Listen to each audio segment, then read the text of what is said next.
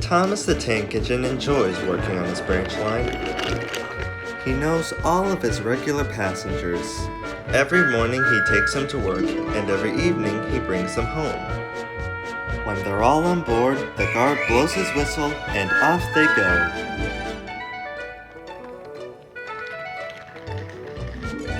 One morning, Thomas was pulling Annie and Clarabelle on his branch line when he saw Bertie the bus driving along the road beside him.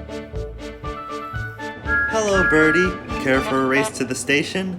But all Bertie could say was, "Ouch! That's another hole in the road." "Sorry, Bertie," smiled Thomas. Thomas was still in good spirits when Bertie arrived at the next station. "Bad luck back there, Bertie," said Thomas. "Sometimes I bet you wish you were a steam engine, so you could run along a pair of nice, smooth, even rails." "Don't talk to me about rails," said Bertie. "If it weren't for the railway, then I wouldn't be in this mess at all. I've already had 3 punctures in 2 weeks." "What's that got to do with rails?" asked Thomas.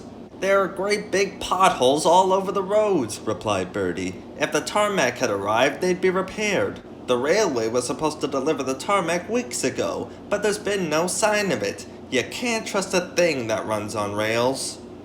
"I run on rails," said Thomas. "I'm your friend too. You can trust me, Bertie. I'll see what I can do." And Thomas puffed away. Thomas knows every part of his branch line.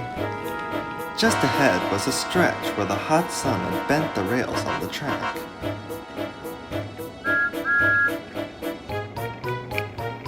"Careful, Thomas," called his driver, but it was too late.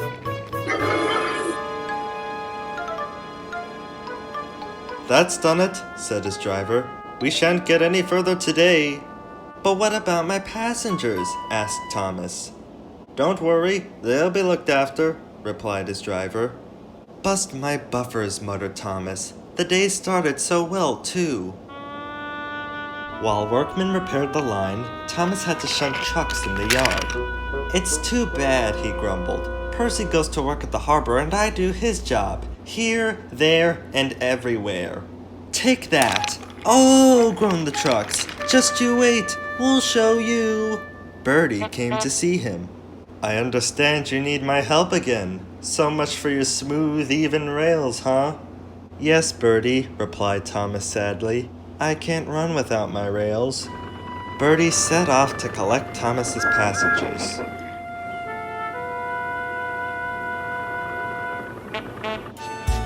"Hello, Bertie," they said. "We're glad you're here." Bertie drove along the road that runs by the railway. He stopped at each station along the line. Sometimes he would even stop between stations to let people off closer to their homes. Thomas felt miserable.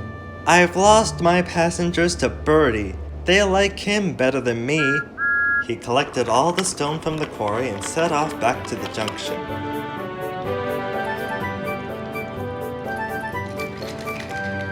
Danger lay ahead. "Now for a plan," giggled the trucks. "Go faster, go faster." They pushed Thomas over the switches. "Slow down," called Thomas's driver and applied the brakes.